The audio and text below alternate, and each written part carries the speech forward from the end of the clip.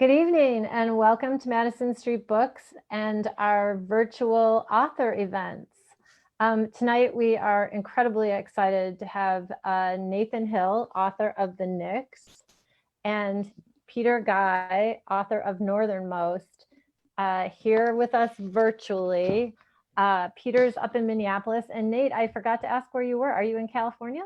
I am down in Naples, Florida right now. Oh, beautiful, beautiful. So I'm feeling fortunate because I am here surrounded by some very Midwestern people, and being a Midwestern person myself, that makes me feel very comfortable, especially because I'm not always comfortable in the Zoom world. So let me introduce to you all Nate Hill. I think you do know the Nix. There's not too many people that don't. Very few people on the earth today start out with a debut novel that John Irving says is the best new writer of fiction for 2016. So 2016 or otherwise, very few people have that opportunity. And that's when you know you have a tremendous writer at your fingertips. Nate was born in Cedar Rapids, Iowa, and grew up across the entire Midwest, Iowa, Minnesota, Illinois, Missouri, Oklahoma, and Kansas. We can't forget Kansas because we can't forget our fabulous Beth Golay, the woman behind the curtain, who is also from Kansas, and she's making it all happen for us tonight. So thank you, Beth. And then Peter is from Minnesota, and a good portion of his book takes place in Minneapolis. Another portion is up in Stockholm, in Norway, which is just incredible. And Peter is the author of a trilogy. I don't know, Peter, if you would call them shorter novels or short stories. It would be hard to say, given that you did win an award for the third one, Wintering, that won both a short story and a novel award. The Minnesota the Minnesota Book Award in 2017 for both a novel and a short story for Wintering. And one of the things that's been said about Peter and his work is that he has the ability to take the weather and turn it into a character. And that is most definitely something I found when I read Northernmost. I think the weather and the surroundings in this story, as well as the incredibly beautiful human emotions that take place. You're dealing in one part of the story, it goes back and forth in places and back and forth in time, and some incredibly stilted and unexpressed emotion, and then another part where there's just beautiful flowing emotion, and it's an amazing read. So I'd like to just hand it over to both Nate and Peter and let them go with it. Thank you so much, guys, for joining us this evening. Thank you. Thanks, Mary. Yeah, thank you, Mary. Thank you, Madison Street Books. And thanks, Peter. Hey, good to see you. Yeah, likewise, Nate. We coordinated our outfits tonight. Yeah, I'm glad. Now people can tell us apart. Yeah, exactly. So for everybody watching, Peter and I first met in the summer of 2016, I think. I think that was right. Yeah. Yeah, and I was coming out with the Nix. It was the summer before the Nix came out. It was also the summer before Wintering came out, and we were doing a little pre-book publication kind of publicity thing. And you and I were doing this event together, and so I was like, I need to read Peter's work, and so I read Wintering, and it just blew me away. It was such a fabulous novel, and I've been a big fan of yours ever since, and I'm so excited that Northernmost, I guess a follow-up, sort of a sense to Wintering, is out just this week. So big congratulations on the publication of the new one. Thanks, Nate. Thanks. Yeah, I was just going to say, it's hard to believe. I mean, there are certain people, and I'm sure most know this, and most folks watching or listening know this, that you just have a sort of instant connection with. And I felt that way with you, and I'm not just saying that because we're sitting here talking tonight, but I feel like we've been friends for a really long time, even though it's only been 4 or 5 years now. Yeah. Yeah, agreed. It was one of those moments where I was like reading this book and so excited that I was going to get to meet the author, and then many beers later. Yeah, it's fantastic. So, for people who don't know about this book, why don't you talk about it just a little bit, and we'll listen to some passages in a second. But a writer friend of mine once told me this really good advice that fiction is at its core, no matter what the thematic stuff might be, fiction is basically about people who are in trouble. And you have two protagonists in your book, and they're both in big trouble indeed. So why don't you describe them and describe the kind of trouble they're in? Yeah, I will do that in just one second. But first, I want to say thanks to the folks at Madison Street. Of course, it's such strange times that we're meeting. That I'm here in my living room in Minneapolis, and you're in your living room in Naples, Florida, and the bookstore is in Chicago.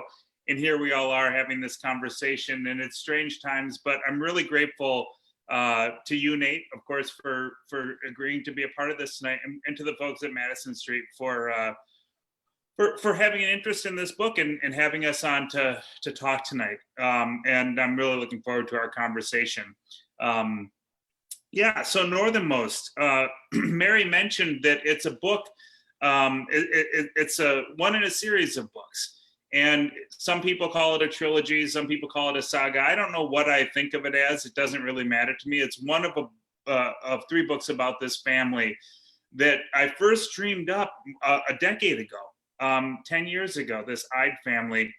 And in this story, it sort of bookends the lives of all the characters that I've written about in the previous two books. Mary mentioned Wintering, which is the book that came out at the same time as the Knicks, or almost the same time as the Knicks. And the book before that was called The Lighthouse Road. And this is a story over the course of three books that's really, it's about all sorts of things, but it's mostly about the way that we love each other, the way that families love each other. There's a lot of familial love in these books, as there is in Northernmost, and the way that we tell stories to each other. And I've been thinking about that for a long time, this notion of how we tell stories to each other, and how we read stories and what they mean to us in the broader sense of the world, and why we keep doing this. People like you and I who write books, and people who hopefully are here tonight listening as readers of books. And my mind goes all aflutter thinking about it. But I wanted to get intimate with that subject in this book, in Northernmost. And so it tells two stories, really. I mean, two main stories. And one of them takes place before the turn of the 20th century. So back in the 1890s, in a village that we'll talk about a little bit soon, up in the most northern part of Norway, a village called Hammerfest. And a man has returned home from a season where he was working, but also thought dead. And he rejoins his wife, who's actually at his own funeral. And it's a story of their coming back together and of what happened to him in this perilous Arctic situation. So there's a little bit of adventure. There's a little bit of the far, far north, of a place called Spitsbergen in the book, what we now know as Svalbard. But many, many years later, many generations later, in fact, I think it's his 6 times great granddaughter, I can't even keep track of it all now, is on a... There's a helpful family tree in the beginning. It's really nice. I refer to it often myself. Yeah. And his descendant, anyway, who's a Minnesotan and lives in Minneapolis, but her family is from the North Shore of Lake Superior, a place that I love and a place that I've written about a lot, and a place that she returns to, in fact, in the book, is trying to figure out her own life, which is a complete and utter mess. She's in an unhappy marriage with a man she doesn't love, and she's trying to figure it out. And she thinks she's following him to Norway to set things right or to break things off, or she doesn't know what, but instead finds herself diverted to this village, the village that she's from. And while she's there, she makes a couple of really important discoveries, one of which is a man that she falls in love with, another of which is the story of her family, including the story of Odd Einar, this character from the 1890s. And so these two stories braid back and forth together, hopefully, lending some amplification to each other, and hopefully making some meaning for each other. And so, I mean, it's like I said, it's as much a story about how we tell stories and how we live our lives as it is these two strands of a story that go that crisscross each other.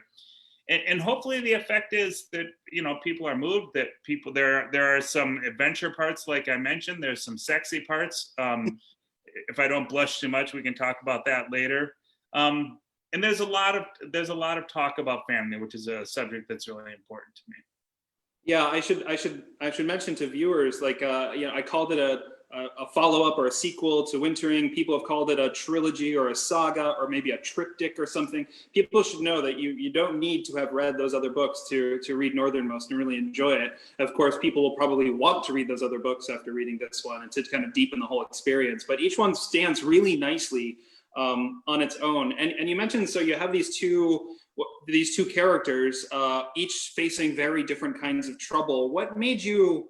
It's such an interesting choice. You have this like adventure story of a guy who's lost at sea in the Arctic, and then this love story 100 years later. What made you want to put those two stories next to each other like that? Well, I mean, part of it is that those were the two generations that I had left on my family tree. But I don't say that to be glib. I mean, it's not accidental that those were the two stories that were left to tell. For as long as I've been thinking about this family, which is a long time, as I said, I've been thinking about how to pair them and because each of the books deals with a couple of primary storylines, and though they're very different books, and not just different in terms of the years that they cover and the epics that they cover, but in the types, and also in terms of the types of the stories that they are.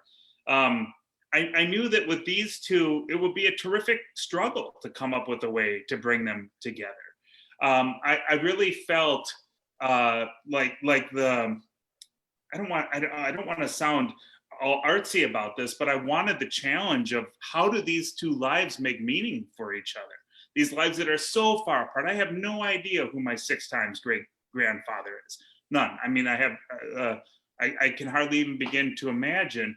And I wanted to find a way to not only make her knowledge plausible, but to make it meaningful and to make it something that changes her life. The fact that this man lived the way he did. And so that was a big part of the challenge, and a big part of my desire for the story was just to figure out a way to bring those together. But I'll tell you that something really interesting happened along the way. I wrote the first 100 pages. Some of those pages I wrote a long, long time ago, years ago, when I was first sort of getting this family all down on paper. And I was like, yeah, this guy's a fisherman. He lives in Arctic Norway, and he's having a really hard time of things. He sent his daughter to America because they just can't take care of her anymore where they're from, in this village in the Arctic Circle. And so he was a very active part of my imagination when it came to the other characters in this story. But Greta was not at all. Like, Greta was she's a child in Wintering. She barely is mentioned. She certainly doesn't. She never says a word. And so how could I bring these two stories together? And I wrote the first 100 pages, much of it about Odd Einar, the Norwegian character who spends time in the Arctic, and ended up actually sending them to my editor at the time, who wanted to buy the book at the time. And he said, you must have this all mapped out. This is, I really like this. I can't wait to see what happens. You must have it all mapped out. And of course I said, I mean, absolutely. I have it all mapped out. It's all ready to go. And the truth is, yeah, exactly. The truth is that I had no idea how I would bring it together. I mean, I really didn't. And so I lied to Gary. But it was interesting in telling that lie, the sort of fire that it lit under me to figure out a way to do this. And I just thought a lot about it and really got into that mode of how we tell stories and what those stories mean to us and how we live our lives, and how so much of our lives are a result or are a consequence of the stories that we tell ourselves, of who we are and where we come from and who we want to be. And that was really the guiding principle for it. And then all of a sudden, these things just started connecting, and their lives really, for me at least, really started to come together and make meaning for each other, especially where Greta is concerned. She's looking back on her family. but also I think a little bit for Odiner, who's thinking ahead, who very much wants to get back to his daughter, who he sent to America. It's amazing to hear you say that, and I'm kind of relieved because I'm very much like a writer who kind of builds the house while I'm living in it, you know. And so I typically don't have things planned out. I feel like that's what a revision is for. Like you figure it out as you write it, and then you revise it as if you were that smart all along. At least that's what I do. So it's pleasant for me to hear you say that, especially given that like the connections that you make between these two characters who are separated by a great deal of time is really beautiful. Like their stories actually intersect in these like just gorgeous ways that it's shocking to me that you didn't have that planned. That sounds like the thing you must have been driving towards the entire time. And so to hear you, like, how long did it take for you to figure it out, to crack the code? Yeah, I mean, it took a long time. And it took a long time for a couple of reasons. One, because it's a logistical nightmare, and it's an artistic conundrum, right? Like, these people are separated by more than 100 years, right? And how do you get them together not so that there's just two interesting stories, but so that they're two stories that really matter to each other? And for a long time, I had no idea what the answer to that was. But you start looking for things that connect them. For me, one of the thing that I thought about all the time, there were two things that I returned to. Once I made the commitment and said, yeah, I've got it all figured out, I knew I had to figure it out. There were two things that I sort of fell back on with great frequency. And one of them is that they're both in these marriages that are complicated, more than complicated, on the verge of collapse in both cases, for different reasons, and I guess to varying degrees of seriousness.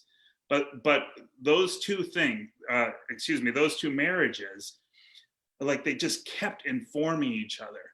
And as soon as I knew that Greta was going to know this story, I knew that she was going to take sort of sustenance from it. She was going to be inspired by it, and she was going to want to live according to some code that she imagined her earlier ancestors were. But there was a second thing that really, I don't know, and this goes back to way before I imagined Greta. There's a terrific quote in one of the books that I relied on a lot, and in fact is the epigraph for this novel. And it comes from Fridtjof Nansen's Farthest North, which is, oh, that burning, longing day and night were happiness. And I thought, that's what Greta's problem is. And so because I had immersed myself in this research, the research of the Arctic and polar exploration, and learned a sort of whole language about who these people were and what they saw and how they navigated and what their inspiration was, I just kind of applied it to her. And as long as I knew that she was longing something, especially longing to understand her family, I felt like I had an impetus, right? A way to keep her going back there time and time again. And that manifested itself through the weather, through the ice and snow, which is pervasive in the story, through her love for her children, through her mystification about her marriage, all these things that she's preoccupied with, that he also would have been and was preoccupied with. And so all of a sudden, it was almost like they were living the same life, separated by this century. Yeah, and the amazing thing is, like, both stories, they're neat being next to each other. It's like we get, one story from her point of view, and then we switch stories and we get a chapter from his point of view, and we kind of go back and forth like that. And the neat thing is that ultimately both stories need each other to feel complete in a very real way. And that was brilliant. I loved it. It was great. I don't know, like completing the mystery of both stories almost simultaneously was incredible.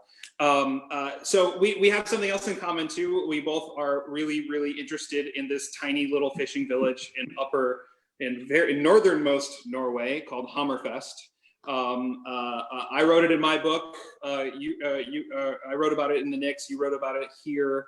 I don't know, what drew you to the town? I can't wait to talk with you about this, because it's just so random. Yeah, and so strange that we will both have this this place, which is, I mean, totally significant in both stories. And in fact, operates in much the same way, which is also interesting. And I'll just tell you plainly. So I have a maternal, on my maternal grandmother's side of the family, they're Norwegians, right? And though they didn't come from this part of Norway, for my whole life, I've been, I guess, most intrigued by and connected to that part of my heritage, right? My Norwegian grandmother lived with us. She was as much a mother as she was a grandmother. She helped me through so many things. She talked me through so many dilemmas. She helped me cook so many meals and taught me so many things in the kitchen. And she was just this sweet old gal. And so I've been like, when I think about myself as a Norwegian. And that's why the immigrant character in The Lighthouse Road and all of her descendants are Norwegians. And when it came time, so a long time ago, I keep talking about a decade ago when I was conjuring this all up.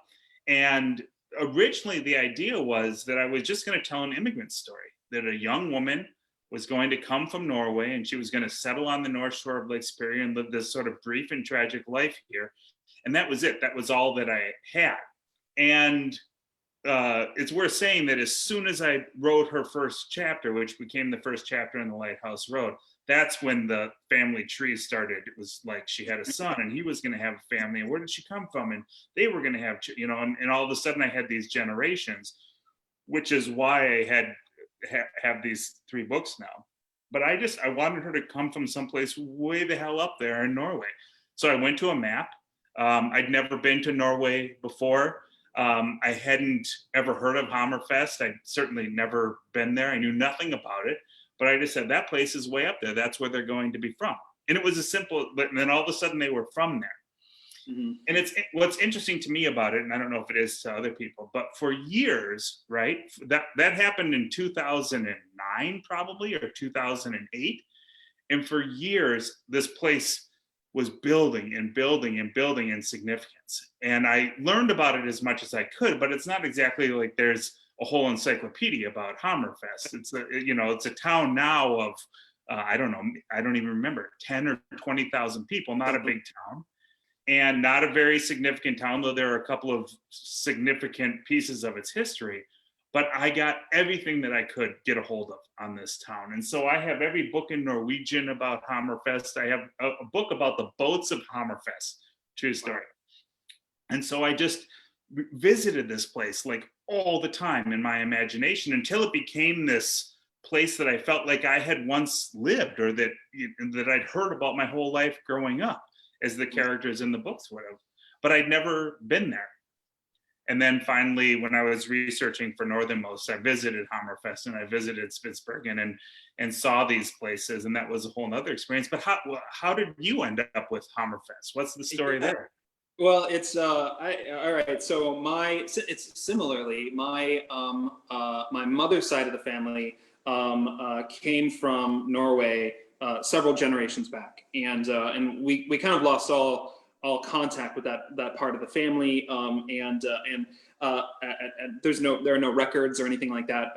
My mom told me that she remembered, I think, her grandmother saying that the guy who immigrated from Norway was from Hammerfest, and that was just just a factoid on my family tree forever, until I finally looked it up. I was just uncurious for a very long time, and finally looked it up and found that Hammerfest is first the northernmost city in the world. There are, as you know, there are fishing villages more northerly than Hammerfest, but they don't exceed the population requirement to be a city. So Hammerfest gets to be the northernmost city in the world. It is like way up there on like the crown of Norway, and it has this unbelievable history in World War II, when it was occupied by Germany, and as the Germans left Hammerfest, they wiped it out. They destroyed it. You know, they left nothing standing but a church, and the people from Hammerfest needed to spend a winter in caves surrounding the city. And this is, you know, in the Arctic Circle in winter. They had to survive that way, which is unbelievable. And there's actually an incredible as you probably know, an incredible museum dedicated to that effort in Hammerfest today. And anyway, so I found this history, and it was super interesting to me, because I thought, like, well, why did my great grandfather, why did he leave? Nobody knew, he apparently never really talked about it. So writing about Hammerfest and the Knicks became my sort of the way I could fill in my own family tree. Like, I could fill in the mystery, I could make it up. I had all this freedom, I had this like beautiful canvas to work with. Unfortunately, before I published my book, I wasn't able to actually visit Hammerfest. It happens it's in one scene, in one chapter in my book, and I just couldn't afford to get there before the book came out. But luckily, I went there in January, just this past January, which, now that I think about it, was I'm just happy I got it right under the pandemic wire. But what did you think when you went there? It's been in your imagination this whole time. It's this like funky little town in way north Norway, and you finally arrive. And what did you think? So a couple of things. I imagine the same is true for you, what I'm about to say. So like I said, and like you've just said, it occupied this place in our imagination. And so it had for me, it's almost like it had its own memories, right? And its own sensations or something like that. And I thought, my worst fear was that I'm gonna get there, it's going to be complete, it's going to look different, it's going to feel different, the air is going to feel different coming off the sound, I'm just going to have screwed everything up over all this time. And I can remember the feeling of, I know that you boated there because you cruised there. I flew to Hammerfest. And I remember the feeling, because you fly over the landscape, which is moon-like. I mean, there's just rocks and water, and that's it. I guess there's no water on the moon, but it had that feeling. And even on the 4th of July, which is when I was there was still snow on the hilltops and on the mountaintops. It was just striking and beautiful. And I was watching it out the airplane window, and I thought, this is just exactly how I imagined it. And then we landed, and we rented a car, and we drove down from the airport into the village. And it's a very, like you describe in the Knicks, contemporary, because it's been destroyed a couple of times. So almost all of the buildings are newish, and they look almost communist or something, like the very simple architecture. None of the, like you see pictures in the travel brochures of Norway, and everything is colorful and beautiful, and like you just have to go there immediately. Hammerfest is not like that, but the atmosphere, the way the weather felt on my shoulders, the way the gulls cried all over the harbor, the way the boats looked sitting in the harbor, the way the ropes coiled on the docks, like all of that stuff was just like, that's just how it was in my imagination. And so it felt like, on the one hand, it felt like a terrific validation. Like, okay, you imagined this place well, or you researched it and / imagined it well. And so I took like, I don't know what the word is. I felt reinvigorated, or like my work was reinforced by that. And then I went to the cemetery, which is where the book opens in both characters' lives, not quite in Greta's, but her first stop once she gets to Hammerfest is the cemetery. And this is just a true story. And it was in the middle of summer, so there's 24 hours of daylight, and it's probably 45 degrees, and like I said, there's still snow on the hilltops, and I have this feeling, and I'm just ecstatic in a way that I can't really fully describe, but I was just so happy to be there and seeing this. And I'm walking the graves as I imagine Greta would, because I'd already written that scene. And it's not a big cemetery. I mean, there are probably 1,000 grave markers in it or something. And I walk up a lane and walk down a lane, and I stop and look. And on one gravestone, there's a man named Odiner something, like Odiner Berg or something like that. And on the one next to him, the surname is Eid. Wow.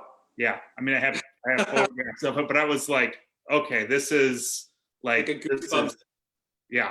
I mean, it still does give me goosebumps. But yeah, I mean, what about for you? What's interesting to me is I knew when I read the Knicks that you hadn't visited before you finished writing it. But every time I was in those scenes in the Knicks, I felt like this is a guy who has done his research, who has walked these streets, who has breathed this air. How does that translate? That's really nice of you to say. Yeah. Thanks to Google Street Maps, you can of course walk all of Hammerfest from your living room. So of course I did that, and mostly it was just reading travel guides and people who had gone there who posted on Yelp, just what their impressions. Reading. I went back into some history, and I was reading about like fishermen in the turn of the century Hammerfest and their experiences and what they said it was like on the water, and like kind of took those impressions and like melded something. And I'm glad you thought it felt real. The only thing I realized, all right, so we had a little opposite experiences. When you went to Hammerfest, it was summer, so it was 24 hours of sunlight.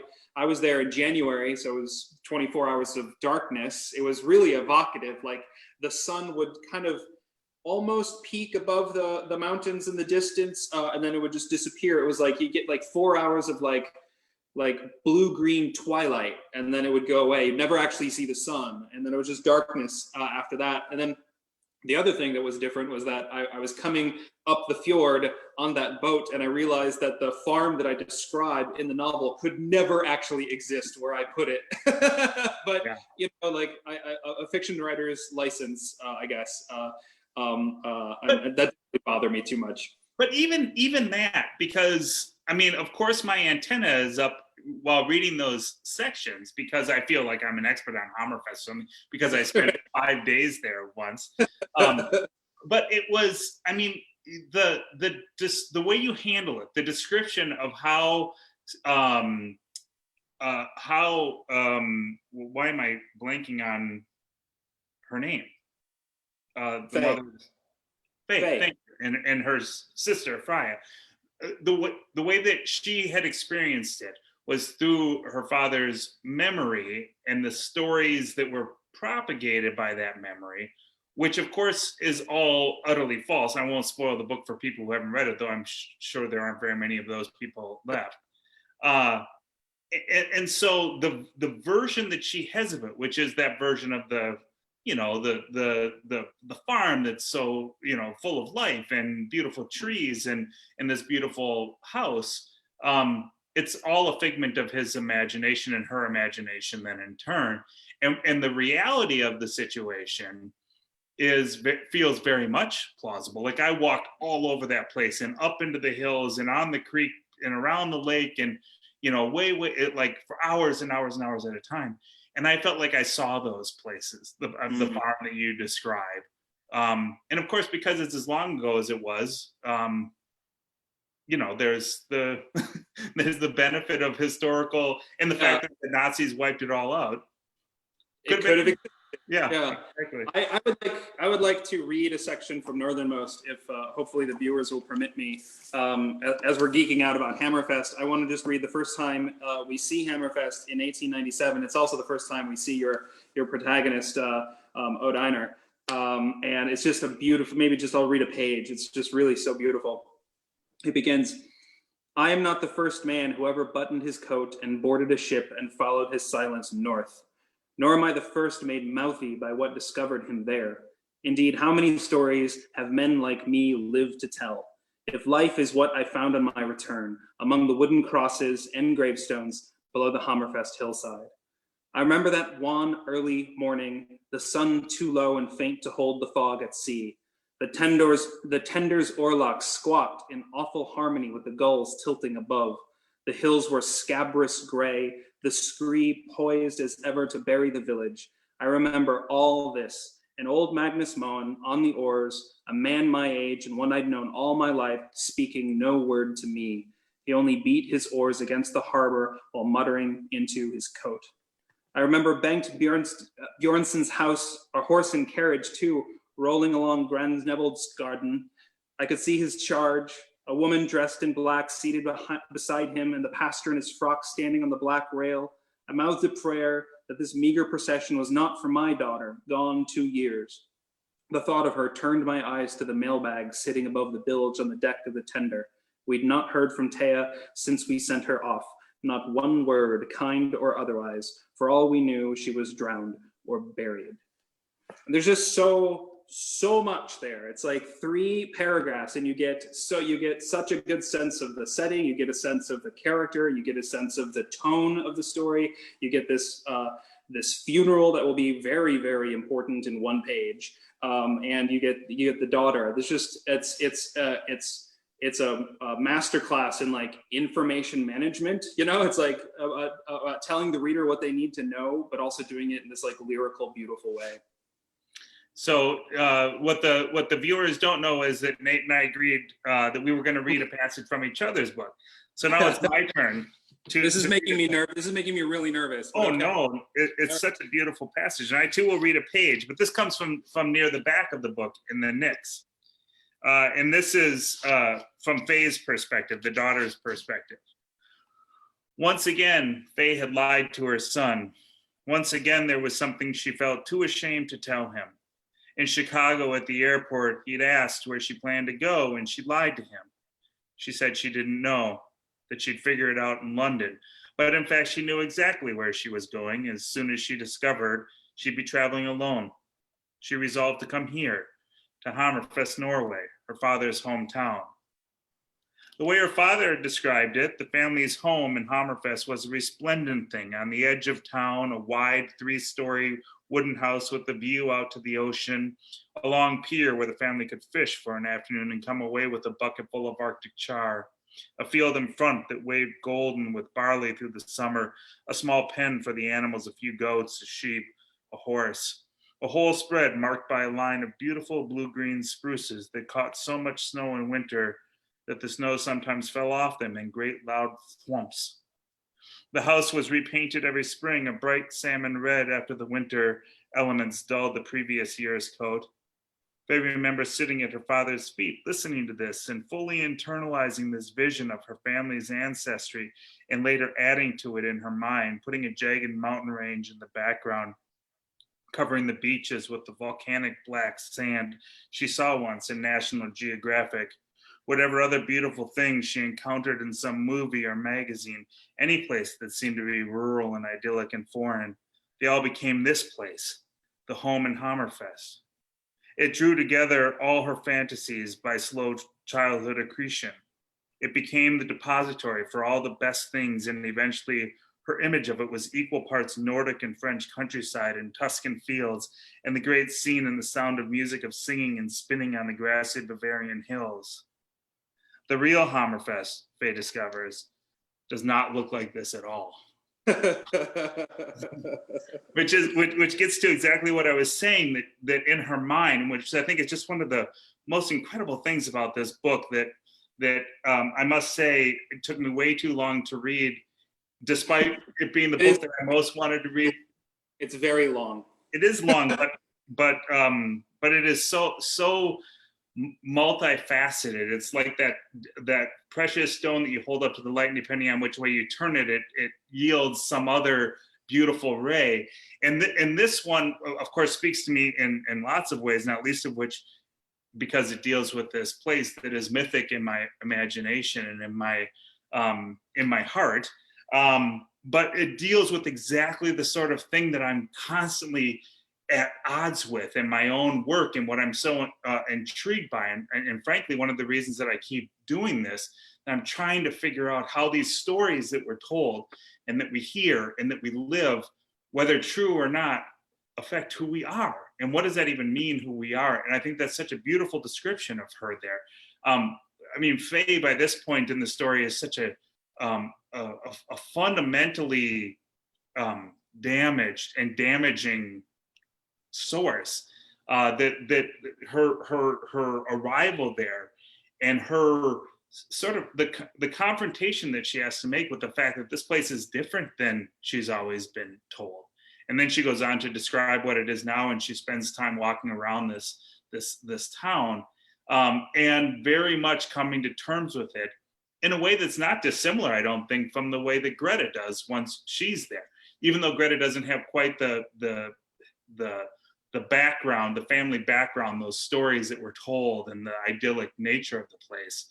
She just knows that's where they're from. Something I'm dealing with, hopefully, in an interesting way in the next book that I'm working on right now, which is like what happens when the real world punctures your nostalgia. What happens when the real world punctures your vision of what the real world should be, and what wins in that case, like reality or one's nostalgia about it. I think it's just super interesting, and also kind of a pretty contemporary topic, if I would say so myself. I want to, before we get to like any audience questions or anything like that, I want to ask you a few craft questions, if that's okay. Of course. And I hope viewers will permit me to totally geek out about one sentence. One of the sentences that I just read, where your character is in this little boat and is being rowed to Hammerfest, and it's just a quick sentence. The tender's oarlocks squawked in awful harmony with the gulls tilting above. And it's one of the sentences that just captures what you do so well, because you've got the awful harmony of the gulls, and to describe that, you say the oarlocks squawked, which is like an imperfect rhyme, almost as if imitating the awful harmony of the gulls themselves. You don't call it a boat, you call it a tender, which is an accurate term for it, but tender also, is this character is really wounded, and we know that immediately. And you have above there, the gulls are tilting above, which could mean they're tilted, but I associate the word tilt with like a casino or an amusement park. So it's like he's very silent, and you've got this like riot going on above. It's just like in these small word choices, you're doing so much, which is super, super impressive to me. And like all the sentences in this book feel like considered in that way. So I guess I just want to ask, like, how do you do that? Like how much revision is required, and how attentive to those kinds of word choices are you? First draft, second draft, third draft, and so on? Well, it's so kind of you to talk about it like that. And clearly the English professor in you is jumping out there. I hardly know how to answer this question. That specific sentence in that specific scene was imagined and reimagined and written and rewritten, probably, I don't want to exaggerate, 30 times. And sometimes it circled all the way back to where it had been before I had to go again and find those words, which are of course intentional and of course intended to have more meaning than is simply implied by their literal meaning of those words. But I also want to tell a story, and because we're at a Chicago bookstore, it seems especially appropriate. So when I was in graduate school, one of my favorite teachers, was a Chicago writer named Stuart Dybeck, who's a brilliant writer himself. And I learned so much from him, I can hardly even begin to describe it. And things especially about like what you just talked about, like that you have to pay attention to every sentence, even in a novel. You have to give it that care and that attention. You have to sort of, it's almost like gardening, right? You have to take care of it. You have to let it sit with you and let it grow and all those things. But my favorite story that he ever told was about a letter that he had once received from a graduate student who was writing his thesis or dissertation about some of Stu's stories.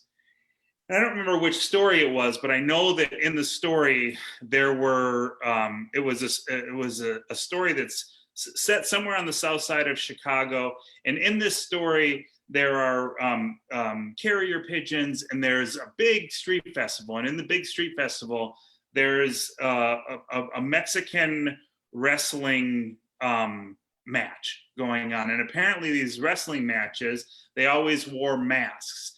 And the masks that he described were, it turns out, culled from his memory of watching this as a little boy. And also in the scene, there's a woman making a sandwich or a salad or something, and she's using Miracle Whip dressing. And he tells this long story, and you're like, yeah, what is the point of all this? And the student who wrote the letter to him wanted to know about the mask and about the pigeon and about the Miracle Whip. And Stu's explanation was, this is like where I grew up. And the masks that I describe are the masks that I saw when I was a kid watching these guys wrestle. And the carrier pigeons, my neighbor, the next building over, he kept those on his roof. And in my family, that my mom loved Miracle Whip and my dad loved mayonnaise. And so I loved Miracle Whip, or some version of that. And it was all just that simple. But what it told me was, and I take this to heart all the time, is that we live our mythologies, right? Like I'm a Minnesotan, so I know about the water, and I know about the winter, and I know about the birds that live here and the animals that live here. And a big part of my growing up was spent in the wilderness here. So that place is intimate to me. And I have my own mythology with it. So if a man encounters a bear in the Minnesota forest, certainly as an English professor or an English student or as a really intuitive reader, you can make all sorts of sense of that. And I can intend or imply all sorts of things about that. But it's also just true that those bears are not in my backyard, but in the place that I call home, and are part of my childhood, and are a part of what I was afraid of when I was a boy, and part of what intrigues me as a man now. And so there's an element of that. That boat that Odd Einar is on, of course it was called a tender, because that's the boat that brought you from the big boat to shore, because the big boats couldn't dock at shore. And of course the gulls were there because the gulls are everywhere in Hammerfest, and they're enormous. They're like eagles. They're so big. And all of those feelings that attend it, I'm lucky that the language that is required of that description also happens to attend his emotions. And that's because he's living his own mythology or something like that. Because you're observant, like, the world will give you gifts, if you're looking out for them. I'm interested in what you talk. You're talking about Minnesota and and the feeling of your own backyard and the wilderness and the water. So I want to ask a little bit about setting. Like Mary mentioned in her introduction, this great line that a journalist from a local Minneapolis paper said about your writing, which is that you elevate the weather to character status, which made me laugh when I first read it, but also not in agreement. And I'd go even further, like in Northernmost, it feels like the weather is a character. It feels like the snow is a character. It feels like the setting is a character. So could you talk a little bit about that, about like how you construct place and image so like beautifully, so carefully? Well, it's another really nice thing of you to say. And I mean, there's no question that it's an enormous part of what the project has been with these books. Like I feel both a very strong yearning to bring those aspects to life and a responsibility to bring those aspects to life. Like I said, I mean, you spent time living here, a few years. I don't remember exactly how many, but you know how cold it is here, and it's a different kind of cold than it is in Wichita or in Oklahoma, right, in the winter. And it's more than that, more than there being a sort of quality to it. It's a way of life, and it's built into the DNA of people who are from here and live here, and for most people suffer here. I suffer much worse on a day like today, where it's probably as warm here as it is in Naples, Florida. I haven't left the house in the same way that people don't leave the house in winter. And so I'm very aware of that. And it has been a huge part of my endeavor. I want to bring this place to life, this place, the North Shore especially, that doesn't, it's not, there aren't 100 novels that I want to read about that place. And so one of the things a long time ago that I decided was I wanted to write the books that I would want to read. I want to read about this place. And in order to do that, I had to write about this place. So I feel on the one hand, like it's just been like something that has called me. I don't want to sound dramatic about it, but that's just simply how I understand it. I feel an incredible responsibility to it. I don't always get it right. I know, because readers, especially from up on the shore, will write me and tell me all the time about the things that I'm mistaken about. I'm as diligent as I can be and as thoughtful as I can be, and make it as true to life as I can possibly make it with my own limited intelligence and imagination. And I feel a great sense of indebtedness to the place and to the people who actually live there. And so I want to honor it, and I want to I really aspire to bring it to life and to make it its own sort of landscape that transcends where it is, of course, and can take on larger meanings. But I'll say this too, and that includes incidentally writing about the weather, which there is, it's pervasive and it's a fact of life hourly. I mean, sort of literally, especially on the shore where the lake makes so much of the weather. And I've often thought and been flattered by the notion that the setting, for example, it becomes a character in the story. But the longer I do this and the more books that I read, the more I think it doesn't even approximate character. It can be a really interesting thing to read about and a really beautiful thing to read about, and certainly a meaningful part of the story, but it is not character. Character is the heartbeat of any novel. And I mean any novel, no matter how transgressive the novel is, no matter how contemporary and unconventional the novel is. Every novel that I've ever read and loved has been a character-driven novel. Character is the thing that keeps the novel alive and that keeps me coming back. And I might go back to a novel to read a beautiful passage about a mountain stream, or about a beautiful Parisian landscape, or something. But the books that I remember, and the books that haunt me, and the books that I'll think about for the rest of my life are the books whose characters came into my life and changed who I am. And if I didn't realize that when I started writing these books, I realize it now. And I certainly realize it whenever I'm reading.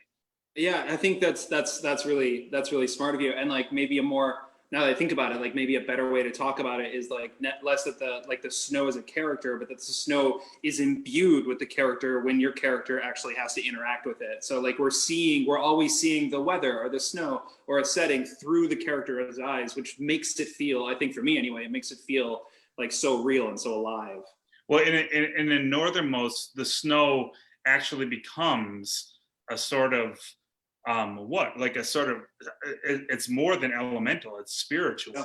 And for this crew of sealers who are stuck up there and hunting up there and trying to make their living up there in Spitsbergen, it is the defining feature of their lives. And for Ode Einer, who has to live among it and traverse glaciers to find salvation, it becomes godlike for him, which sounds also, again, really dramatic, and hopefully it's organic in the story.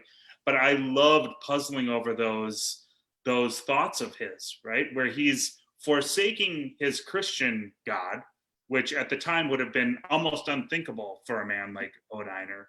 And he's replacing his Christian God, with a version of spirituality that is rooted in the beauty and the omniscience of the snow, which is so pervasive where he is and where he's struggling to survive.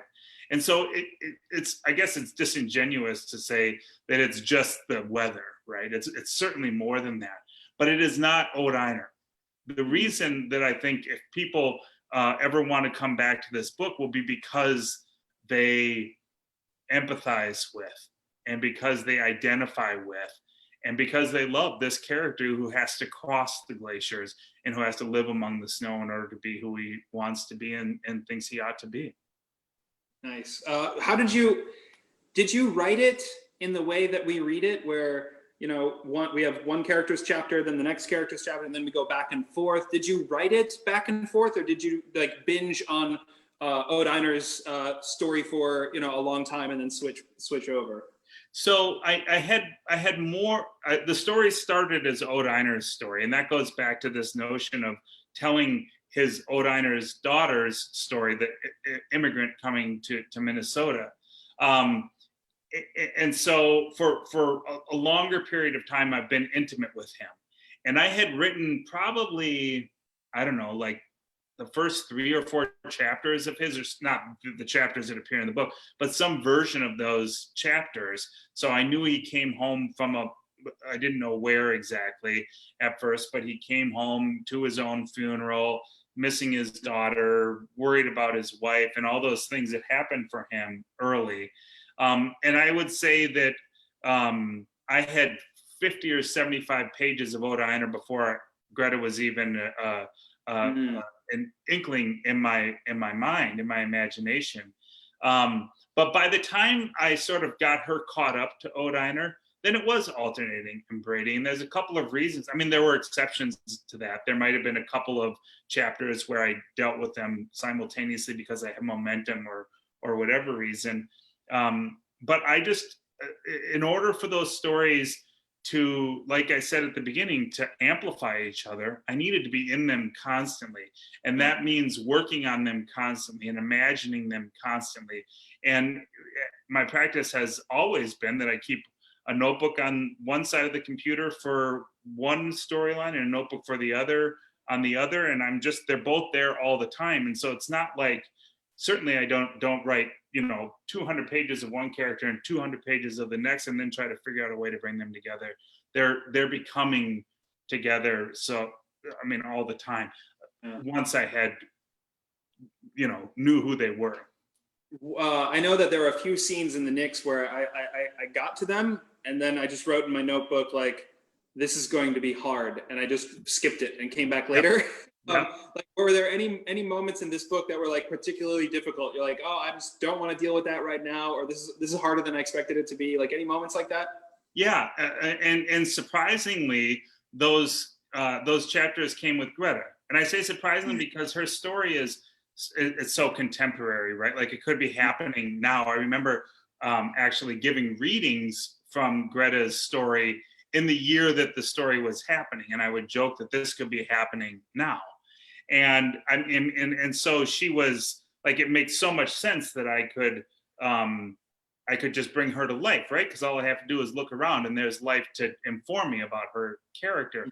But there's a couple of reasons that the struggles that I had were with her character. And one of them is, and I've always thought this, that for me, the further I am away from my own experience, the more I'm imagining a situation and a place and an occupation and a character and whatever the drama is in a story, the happier I am, and the more freedom I have, and the more excitement there is in it for me. It's like I'm living in a different time or in a different body. And so with Greta, I mean, she was right now. And she was not only right now, but she was going through something very similar to what I myself was going through at the time, which is the disillusion of an unhappy marriage. And there were so many moments, and the stories don't mirror each other. I mean, my story and Greta's story don't mirror each other at all. And there's almost nothing similar about them except the underlying sort of dread of unhappiness in the sense of longing. But I would get to a moment where maybe she has to talk to her child, or maybe she has to go through Christmas dinner, or maybe she has to confront her husband, or whatever it is. And I would, you said you wrote, this is going to be hard. And something very similar happened, where I had to go back to the safety of Oda Einer and that distance and that perspective.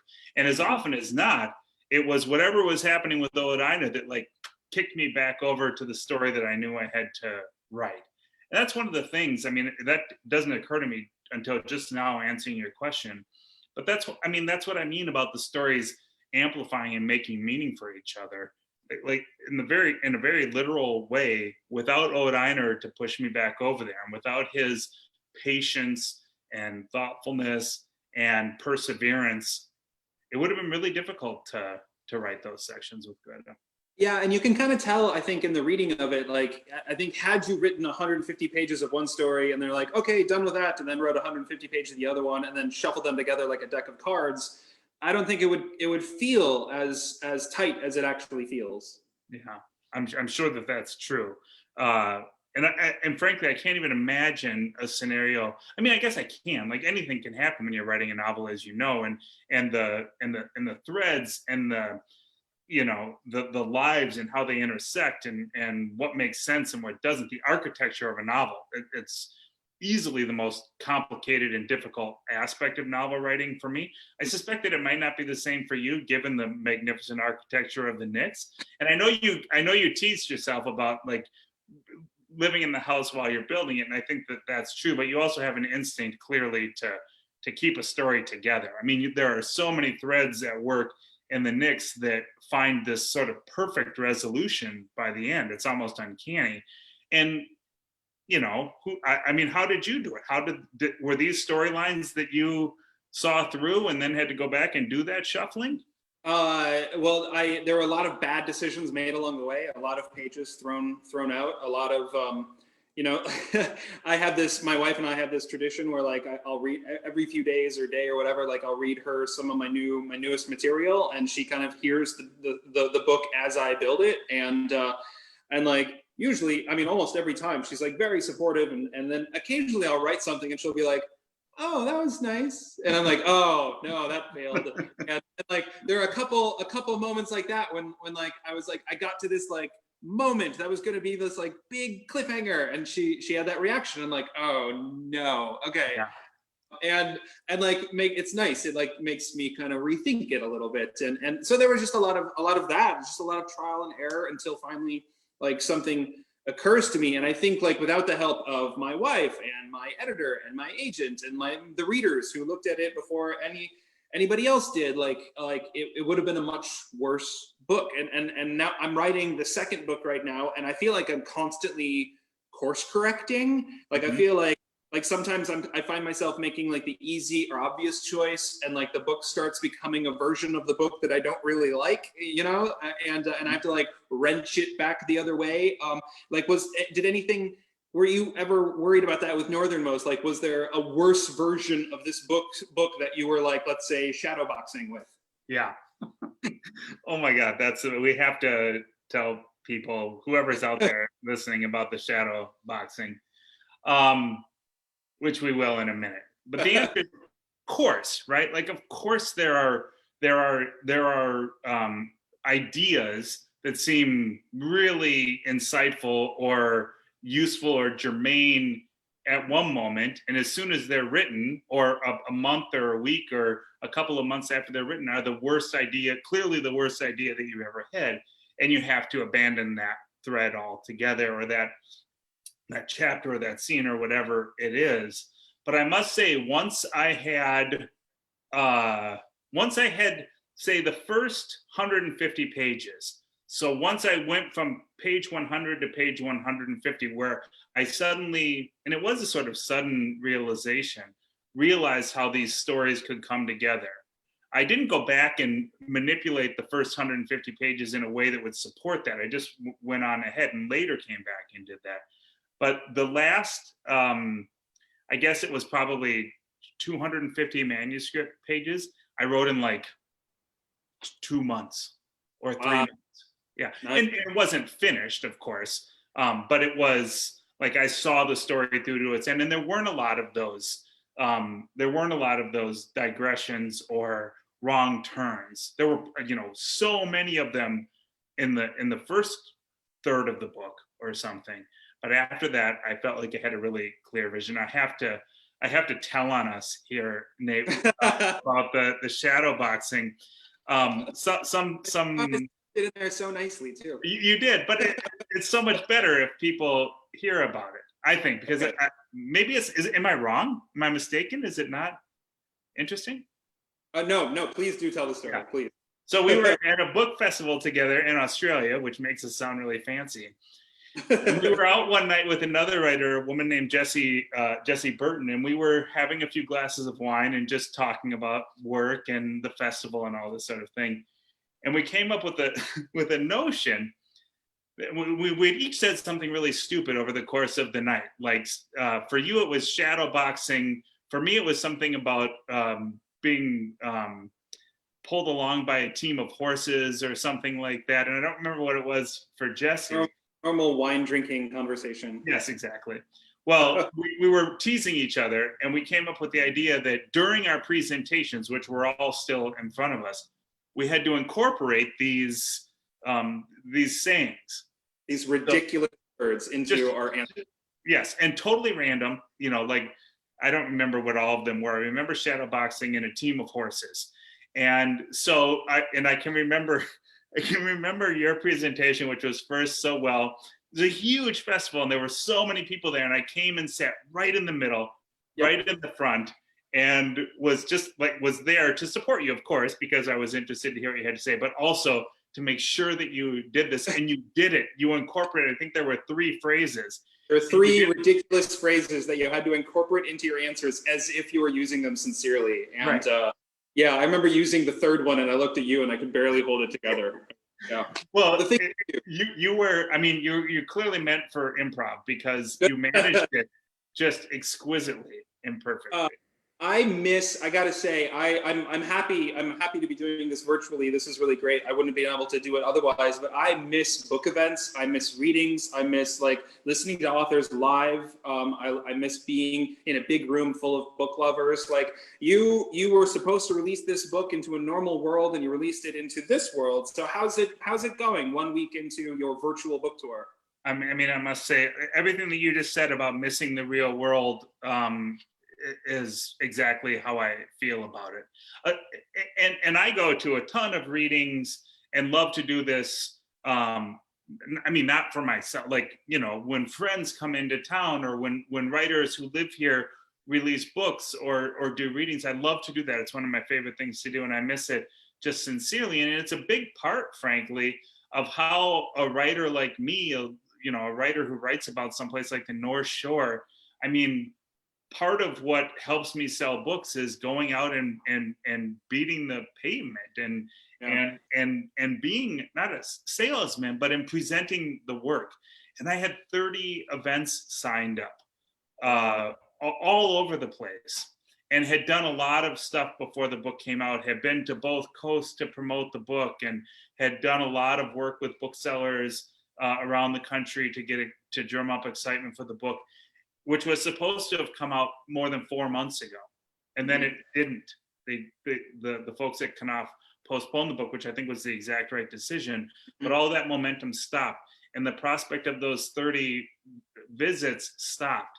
And it was, and is, surreal.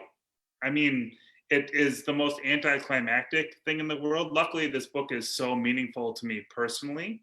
And it feels like I'm so proud of it, and I like it so well that I'm just delighted that it's in the world, but it's totally different. Right now, all I see is you in my little mug up in the corner. And that's not how presenting a book is supposed to happen, right? Like, you're supposed to be there talking with readers and exchanging stories and listening to them tell you about their own Norwegian ancestors, or whatever connection you make. And we don't have any of that, or we have very little of it. And I've done a few of these, and I agree, it's so lovely to see you and to talk to you. And we wouldn't be able to do this like this probably if we weren't in this situation. But it is not the same thing. And I don't think it's the same for readers either. And I certainly don't think it's the same for bookstores, who are trying so desperately to figure out how to make sense out of all this, how to bring writers and how to bring authors to their customers and the readers that come into their store, but also how to run a business, right? Like, if we were in Chicago tonight at Madison Street, the idea is that a bunch of people would come into the store and hear us talk, and they would be in the store and they would grab a copy of the Knicks, and they would grab a copy of Northernmost, and probably another book or two, and they'd leave with a bag full of books. They're not doing that. And so how do we figure out how to do that for bookstores? That remains a big question in all of this, which is a long answer to a pretty simple question. It's weird. Well, yeah, it's weird. Yeah, and you're absolutely right. Everybody go buy Peter's book at Madison Street or whatever your local bookstore is. I have one more question before I'll turn it over to Mary, and this is an absolutely selfish question. This is just for me. I'm right now working on my second book, and so my question is, how do you write a second book? Because it's this. You're on number 4, so you're cruising right along. But I feel like I'm really worried about repeating myself. But then if I stray too far from what I did before, I worry about like the stuff that people liked about the first book they won't like anymore. They won't find it anymore. It feels like threading this impossible needle. So what's your advice? Well, I'm so flattered that you would even think to ask me a question like that, because the Knicks feels like 6 books in one, right? Like it's your first book, and I realize that, but it's so sophisticated and so enormous, and it feels like it's book number 1, 2, and probably 3 all wrapped into one. And I mean that sincerely. It's such a magnificent book.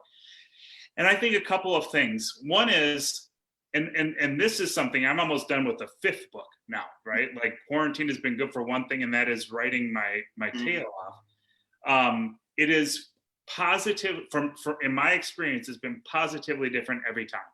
Like the practices that I have, there are a couple of them that just come with me no matter what, but everything about it is different. How I understand what I'm doing, how I think about what I'm doing, the way I imagine things, the time that I work, when during the day I work, the type of pen I use, literally, all these things are different. And I just have come to like, part of the excitement of a new book and a new project is figuring out which pen to use. And I mean that literally, but also figuratively. Like, how am I going to do this? How am I going to get organized? How am I going to see this story onto the page? And it's different every time. The other thing that I've realized, and I don't know, there are several writers whose works I love and who I have read everything by, right? Or almost everything by. And I think about the books that they've written. So one such writer is Ken Harif, right? Who wrote Plain Song and Benediction and Our Souls at Night and a couple of other books. And so much of, say again?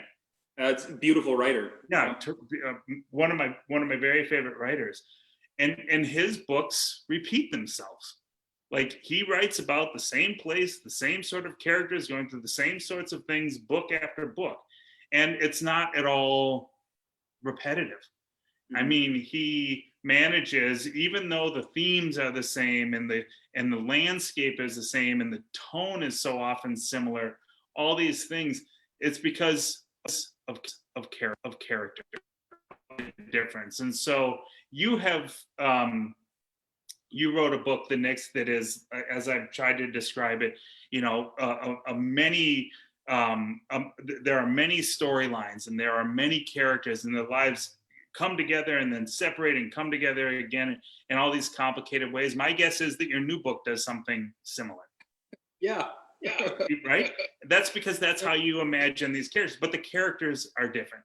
And even if it is, as The Knicks is, a political book and a book about a sort of coming of age story and a thwarted love story and any of the other things that The Knicks might be about, the characters will be different, which goes back to what I was saying when we were talking about setting, is the character is a thing, and the character is what distinguishes in my mind. And I'm sure that because your imagination is so magnificent, that the characters are totally different and living different lives, and your readers will be just clamoring for it.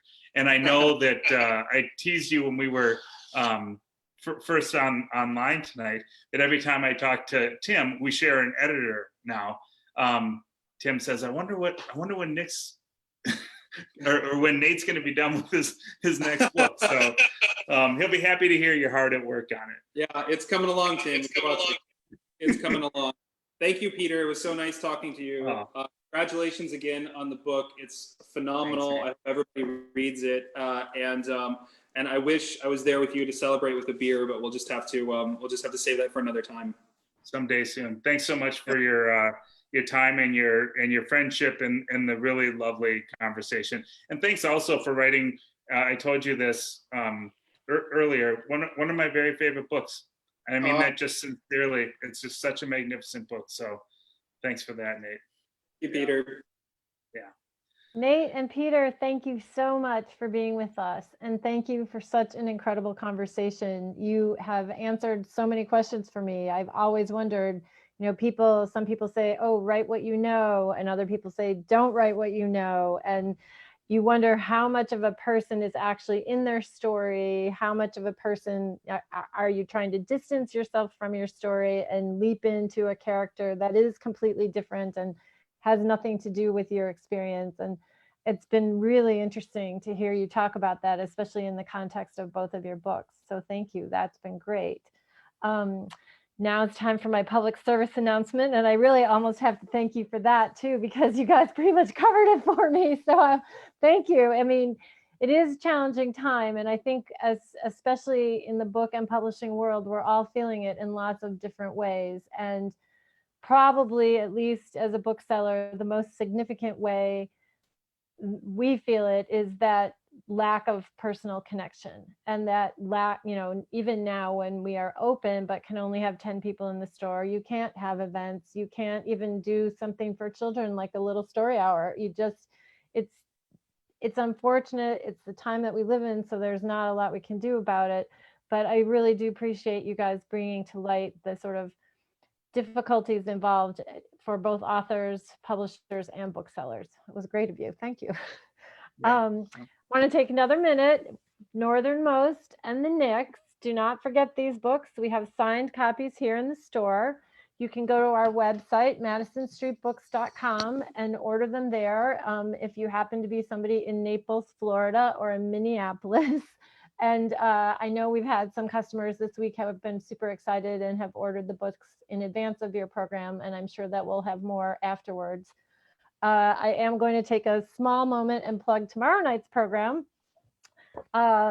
We have Andrew Krivik in conversation with Jeff Vandermeer. This is, I'm not holding this well, there we go. A Peculiar Peril and The Bear, two very favorites also, and I think two that are going to play off nicely off each other. Once again, signed copies in the store. And madisonstreetbooks.com is your special location. You guys, thank you. Thank you so much. It was terrific. And I loved how you were able to make the intersection in the conversation. It's just really been great. So look forward to seeing you guys in person in future. Sounds good. So much, Mary. Thank you. Totally a pleasure. Good night, everybody. Good night.